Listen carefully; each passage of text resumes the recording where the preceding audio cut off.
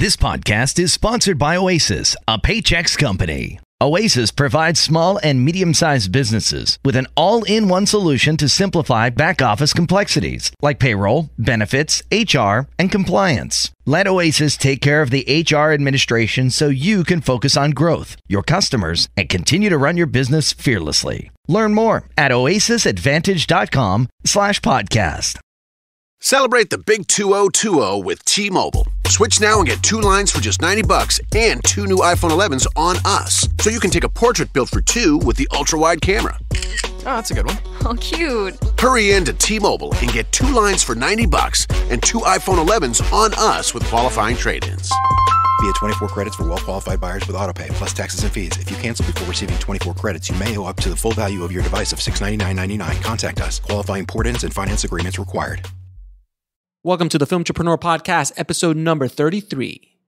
You can't fight piracy. All you can do is compete with it. Steve Jobs. This is the Filmtrepreneur Podcast, where we teach you the top strategies, tactics, and growth hacks that every indie filmmaker needs to know to make money with their films. We are the podcast that puts the business back into show business. And here's your host, Alex Ferrari. Welcome to another episode of the Filmtrepreneur Podcast. I am your humble host, Alex Ferrari. Today's show is sponsored by Rise of the Filmtrepreneur, how to turn your independent film into a profitable business. It's harder today than ever before for independent filmmakers to make money with their films. From predatory film distributors ripping them off to huckster film aggregators who prey upon them, the odds are stacked against the indie filmmaker. The old distribution model of making money with your film is broken, and there needs to be a change. The future of independent filmmaking is the entrepreneurial filmmaker or the filmtrepreneur. In Rise of the Filmtrepreneur, I break down how to actually make money with your film projects and show you how to turn your indie film into a profitable business. With case studies examining successes and failures, this book shows you the step-by-step method to turn your passion into a profitable career. If you're making a feature film, series, or any other kind of video content, the Filmtrepreneur method will set you up for success. The book is available in paperback, ebook, and of course, audiobook. If you want to order it, just head over to www.filmbizbook.com. That's filmbizbook.com. Today's show is also sponsored by the Make Your Movie Bootcamp. You want to make a feature film but have no idea where to begin. I feel you, because that's exactly where I was when I first got started, but I finally decided to stop talking about making a movie and go out and just do it. After working in the business for over 25 years and working with some of the biggest clients and stars in Hollywood, I decided to finally make my first micro-budget feature film that was self-distributed, sold around the world, and I even got a streaming deal from Hulu. It took me years of hard work to learn from my mistakes and to get where I am today. I want to help filmmakers break through their own fears and show them the secret sauce on how to make a profitable film. The Make Your Movie Bootcamp is a 2-day intensive covering on day 1, micro-budget filmmaking, and on day 2, the Filmtrepreneur method, where you learn how to create revenue from your feature films. We cover everything from fleshing out your idea, the screenwriting process, finding money, crowdfunding, directing your film, post-production workflows, marketing, film deliverables, self-distribution secrets, and how not to get ripped off by predatory film distributors. The bootcamp takes place March 28th and 29th in Burbank, California, and spaces are limited, so act now. Head over to mymbootcamp.com. That's mymbootcamp.com. So guys, today on the show is I'm going to talk about a topic that I have not touched on before, which is illegal piracy and how it is affecting indie filmmakers and indie filmmaking in general. Now, many of you know that my latest film, On the Corner of Ego and Desire, was released yesterday, January 21st. And within hours of its release, my film was pirated around the world. I was, it was kind of weird because I wasn't shocked that that happens, because I know that happens to all movies in general, I think. But I didn't think my little film that cost, $3,000 and was so niche about filmmakers trying to sell a movie at Sundance that a pirate would even be interested in something like that. But needless to say, it was pirated everywhere. So that kind of put me down into a rabbit hole. And I'll tell you how didn't even think about piracy at all. It was just not even on my mind when I released it yesterday, because I was just trying to get the movie out there, and I know the tribe has been waiting for it a long time. And I was just focusing on just sharing what I was able to do with such an amazing team that I had that put together on the Corner of Ego and Desire. But as I was checking my analytics for my website, I noticed that there was a search term that showed up. And it was a weird search term that had on the Corner of Ego and Desire for it. It was something I hadn't seen before. So I grabbed that search term and I said, let me just see what it is. And when I clicked that search term in to Google, a list of bootleg sites came up saying that they had access to, or they had my movie. And I said, well, I got to go down the rabbit hole, right? Because that's just who I am. So I started to click on all of these, and literally every single link I found, I wanted to click on to see what the deal was. So this is a few things I learned about what is actually happening with piracy and specifically independent film, because you can expect Avengers and Star Wars and all the big movies to be bootleg because that's, there's a lot of value there. And I understand why bootleggers would take the trouble to do something like that. But why and how are they doing it with independent films and small little movies like mine, which is, as small as it gets. And yet I was bootlegged. It was just still so shocking. It's still a little shocking to me. But this is what I found. When I started clicking around to the sites, there's two groups of sites that I found, two groups of bootleg sites. Now, these sites are all over the world, from China to Korea to Russia and the Middle East. And those are the main areas that I found the majority of these sites. A little bit, I think a couple in Europe as well. And what I found is the first group actually has access to my movie. They actually bootlegged my film. And if you use a torrent, you can download it. And some sites are so brazen that they actually play on their websites. I was actually very shocked about this. You can actually go to a site and play the movie on their site, which is mind-boggling to me. How is this even legal? How is this even possible? But it was, and there was a few of those. But the majority of the sites that I found were bogus. They were promising access to my film, but yet when you click on it, it would just open up a new website, which opened up another website and opened up another website. And then sometimes when you clicked on it, it would just spam you with all sorts of spam and ads and things like that.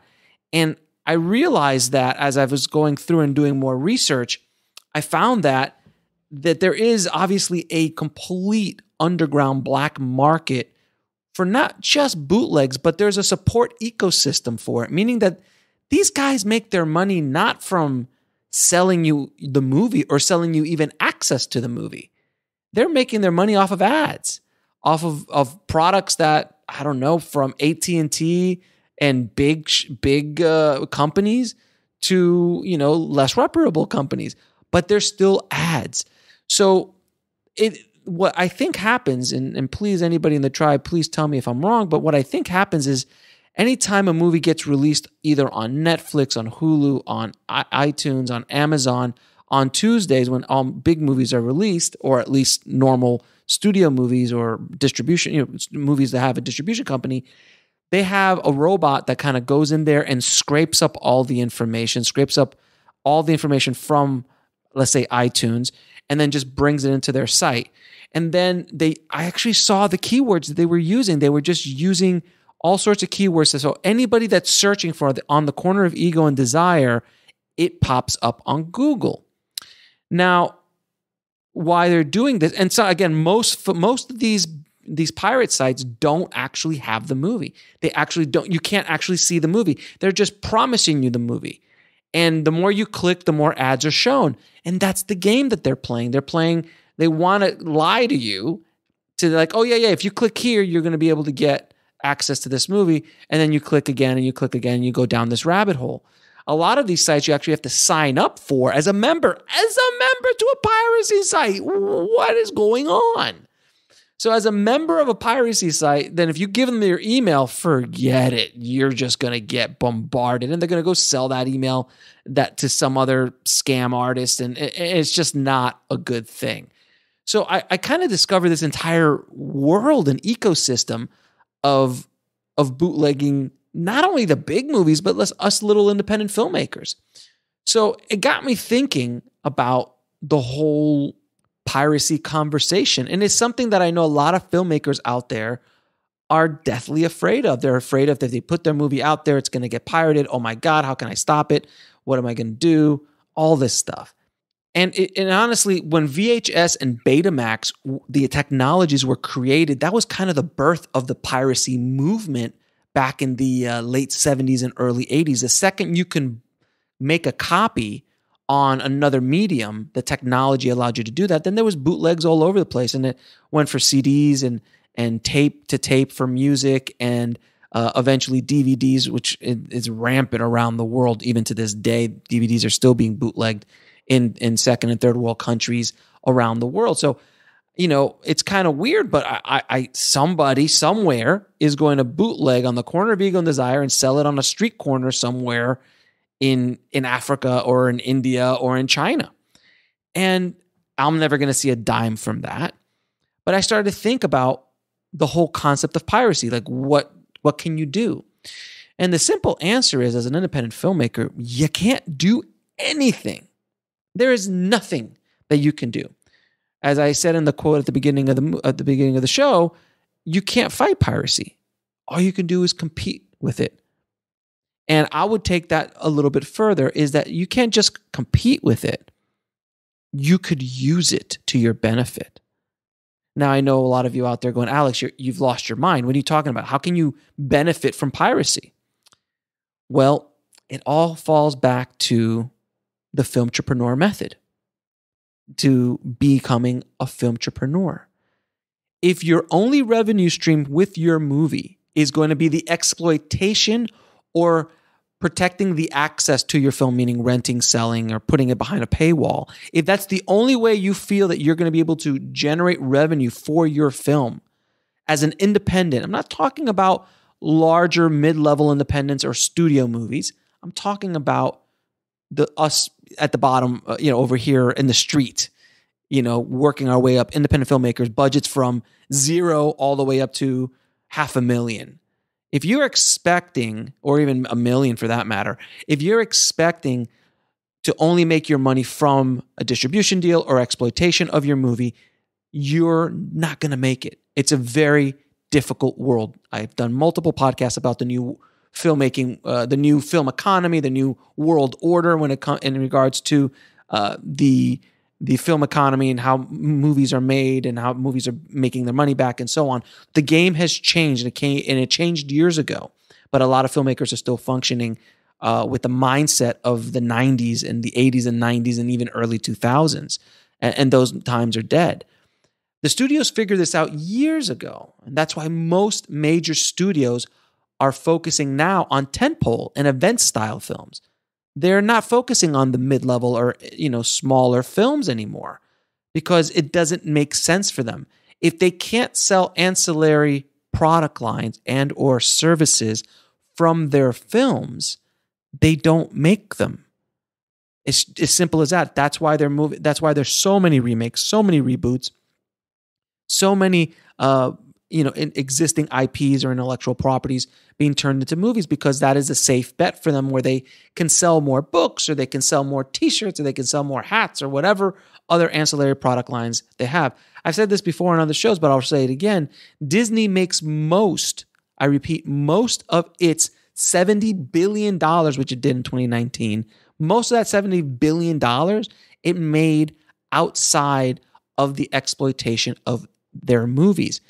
Their movie Frozen and Frozen 2, which is more than $2.5 billion in box office, was dwarfed by how much money they made off of ancillary products and services, meaning selling all sorts of toys and dresses and all sorts of other ancillary product lines based off that IP, and also using it in their resorts and cruises and that entire ecosystem, which is massive. But they've built that machine, and that is the machine that is Disney.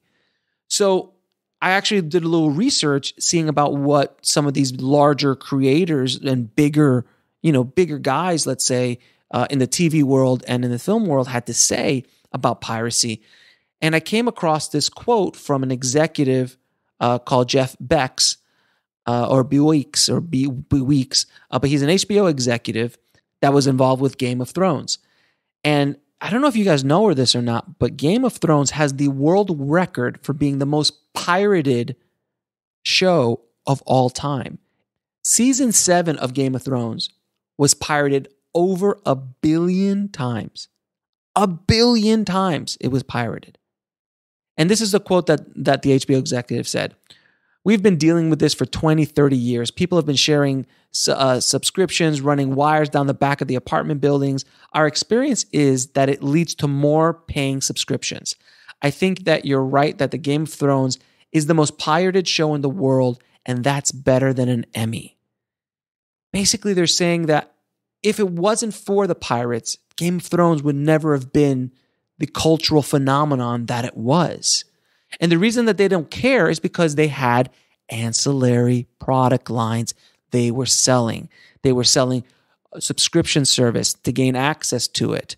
And people were introduced to it for free, but they just got tired and made it. They're like, I don't want to have to go and bootleg and pirate and get torrents and all these other things to get my show. How much is it? It's $10 a month or $20 or $15 a month, whatever it is. Let me just sign because it's a great show. And it brought in subscribers. Not to mention the just millions upon probably billions of dollars in products that Game of Thrones has created over the years. The pirated version of that show became a loss leader. It was basically a huge advertisement for not only the show, but all the other ancillary product lines from the show, as well as paying subscribers for HBO. Now, if you design your film as a marketing lead generator that brings potential customers into your ecosystem of ancillary products and or services, then the pirates are actually helping you distribute your lead generator to the world. If you're relying solely on making money from the exploitation of film, you're going to have a rough time. That is why film distributors right now are having such a tough time generating revenue from the catalogs of their films. They're still thinking like it's 1990 or the early 2000s, and that model is crumbling around us. The devaluation of cinema, of media in general, is happening. It's at a rampant rate. And if it isn't that piracy that people expect to watch things for free, then they expect to watch it as part of a subscription plan like Netflix, Hulu, or Amazon Prime. As the great song from Bob Dylan says, the times, they are a-changing. And if you want to survive what's coming, you've kind of got to go the film entrepreneur route. And at the indie level, you have to. It's the only thing that's really going to make sense, even on a financial standpoint. So let's bring it back to On the Corner of Ego and Desire and what's happening with it. So because I used the film entrepreneur method and I really designed On the Corner of Ego and Desire for my audience, for filmmakers, because that was my goal. If anybody else outside of my audience, the people of filmmakers or screenwriters or people who want to be in the business or understand the business, out of that small niche, that's great. If I find anybody else that likes the film, great. But I'm not too worried about the piracy. In fact, I'm actually embracing it. The more people that see my film, the more people are exposed to Indie Film Hustle, to the podcast, to my books, and to all the other things that I'm doing. Am I happy that people are not paying for my movie? Of course I'm not. But unfortunately, that is the reality that we live in today. Musicians had to deal with this when Napster showed up, and all of a sudden, things that used to cost $18 a song, to get one song, you had to buy a damn album, now is free. And they had to scramble. And by the way, they're still scrambling. They're still trying to figure things out as far as the musicians are concerned about how to make money and how to survive as a musician, as an artist in the music industry. We are in a new age of independent filmmaking. And if you want to survive, you need to let go of these old and outdated ideas and embrace this new reality, whether you like it or not. The music industry fought MP3s and lost. Blockbuster fought Netflix and its new ideas on how consumers wanted to watch their films, and lost. Again and again throughout history, the old guard almost always fights new technologies, new ideas. Whether they're good, legal, that's honestly an irrelevant conversation. It's a moral conversation, but it's not a relevant one, and it doesn't have any basis in reality of what we're dealing with. The people and companies that are stuck in the status quo will die on the vine. Film distributors will need to change if they expect to survive. Indie filmmakers need to change their mindsets on how indie films are made, marketed, and sold. If not, their filmmaking dreams will be crushed. Now imagine if I would have made this movie for $500,000 and it was a broad spectrum comedy. And the only way I was going to make my money off of this was a distribution deal. Or, God forbid, I self-distributed a $500,000 movie with no stars attached or something like that. And I found it on these sites. I would be devastated because it would be the only thing, that would be the only way I can make money with it. But because I made this movie for a very smart number, which was very low, $3,000, which is a crazy number, but I was able to do it for that. Because I was able to do it for such a low budget, and I targeted my niche with laser-like focus, I look at what the pirates are doing as a benefit to me because that's kind of built into the Filmtrepreneur method.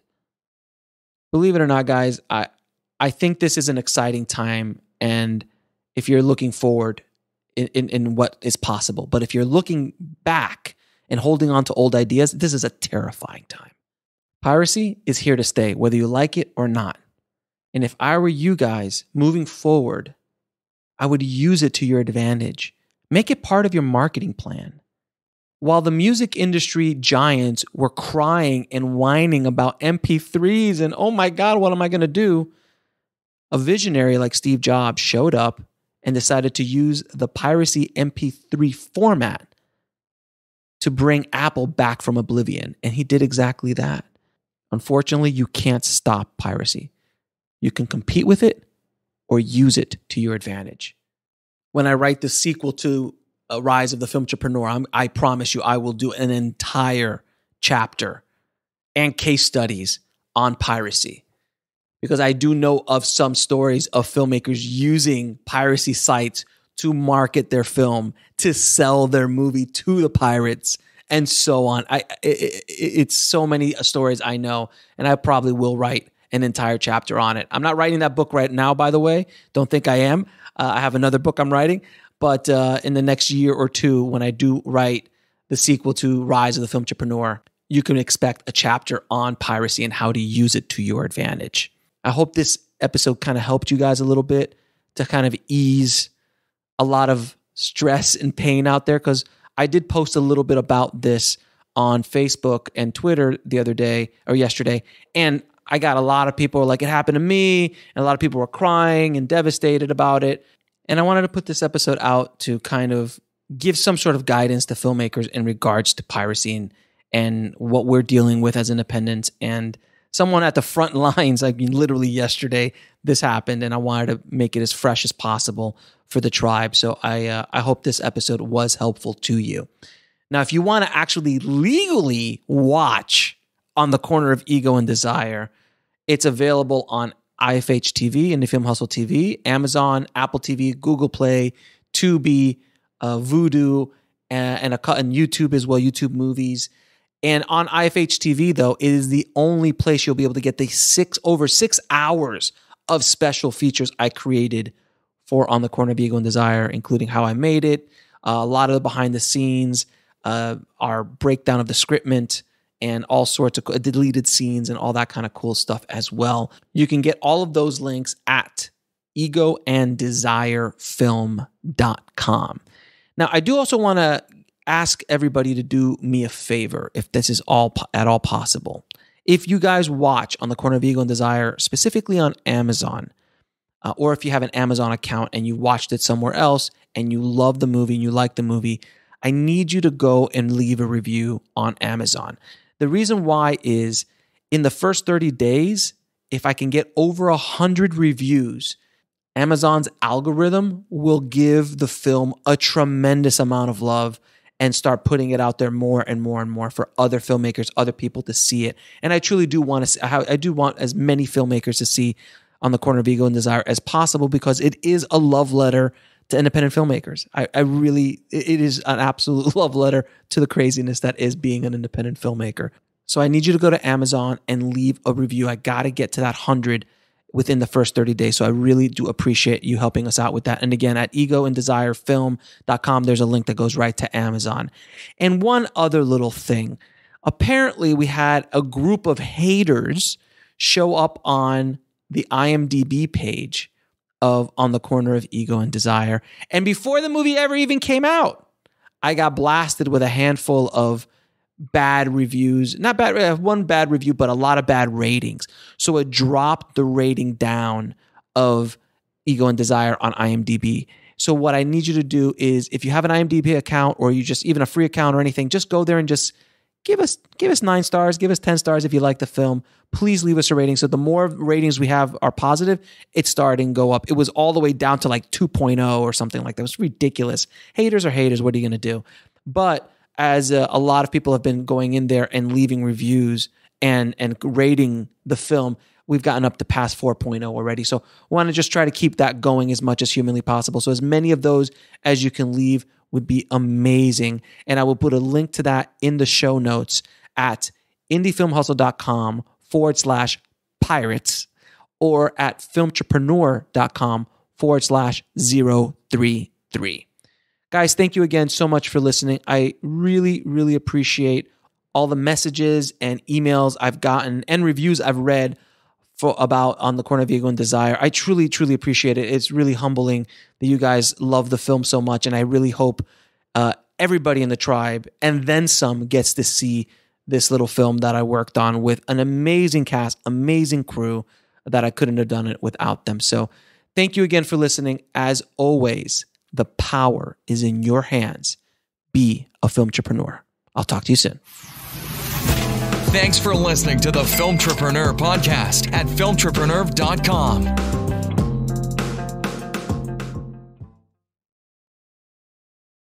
Hi, welcome to Metro by T-Mobile. Hi, my dad is in serious need of an upgrade. Yeah, my phone's a fossil. He needs a new phone and a new network stat. Well, when he switches to Metro, he can get an amazing iPhone 7 with HD Retina display for just $99.99 after ID validation. Wow, $99.99? Bye-bye, fossil. Requires porting of eligible number not currently active on T-Mobile network or active on Metro in past 90 days. With validation of ID. An independent database limit for per account/household. 32 gigabyte model only. See store for details and terms and conditions. Celebrate the big 2020 with T-Mobile. Switch now and get 2 lines for just $90 and 2 new iPhone 11s on us. So you can take a portrait built for 2 with the ultra-wide camera. Oh, that's a good one. Oh, cute. Hurry in to T-Mobile and get 2 lines for $90 and 2 iPhone 11s on us with qualifying trade-ins. Via 24 credits for well-qualified buyers with AutoPay, plus taxes and fees. If you cancel before receiving 24 credits, you may owe up to the full value of your device of $699.99. Contact us. Qualifying port-ins and finance agreements required.